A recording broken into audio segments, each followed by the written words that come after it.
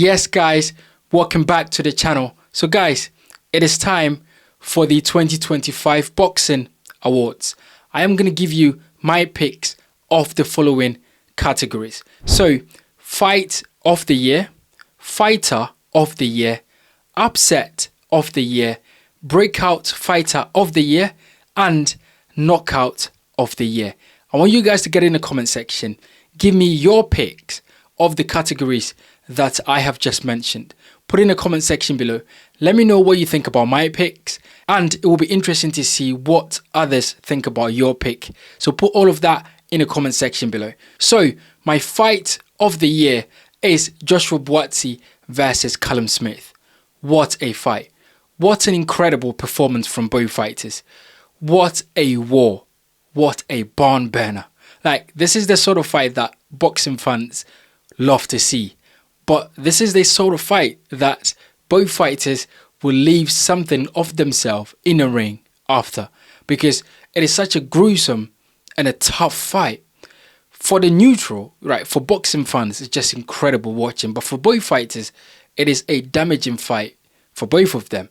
So credit to Joshua Buatsi and Callum Smith for getting in there and not taking a step back. Both fighters got in that ring, got into the center of the ring, and had a war. Like, these guys were throwing punches in bunches. These guys were hurting each other. Punches to the body, punches to the head. Like, no head movement at all from these guys in there. And they were just, going to war.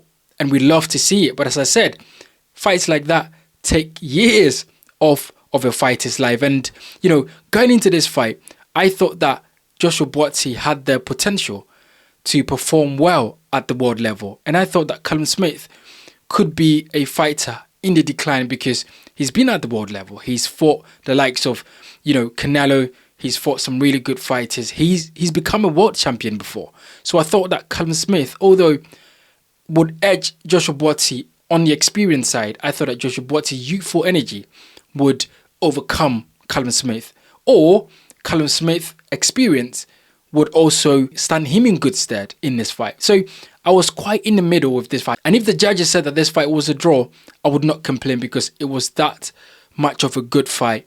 And both fighters deserve the credit, as I said. But it was my fight of the year of 2025 because I've never seen a fight this year so far with that much jeopardy and that much performance from both fighters. So my fighter of the year is Terence Crawford.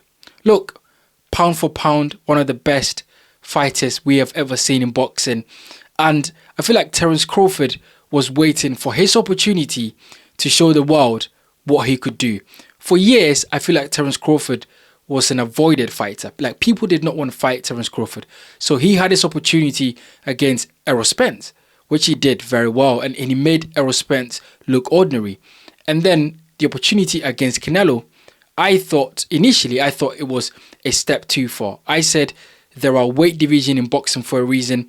Initially, I said Canelo was going to destroy Terence Crawford. I said Canelo was going to be too big, too strong for Terence Crawford. And as we head into the fight, I started analysing things a bit differently. And I started to think that Terence Crawford could pull off the upset here because majority of the people were picking Canelo to win this fight because of Canelo's pedigree. And of course, it is a super middleweight. Terence Crawford is moving up 2 weight classes to face Canelo.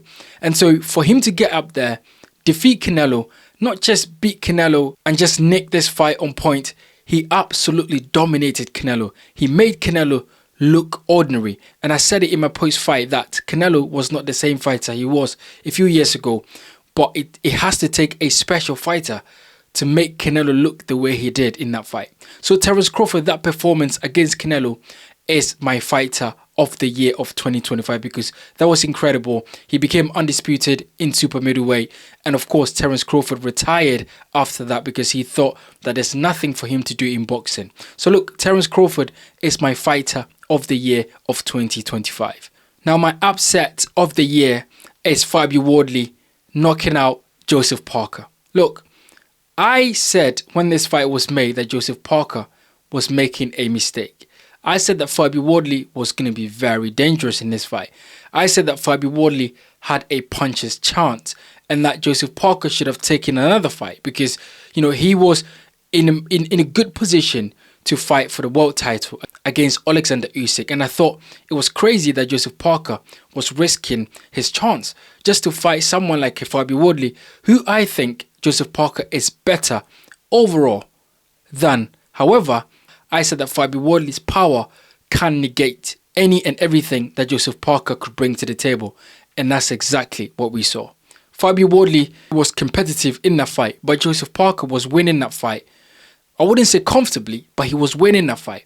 And all Joseph Parker had to do was outbox, outpunch Fabio Wardley to a 12-round decision. But Parker wanted to get into a war, and Fabio Wardley, as someone that does not have the most illustrious boxing background, all he knows how to do is to fight and to throw punches, and he can punch.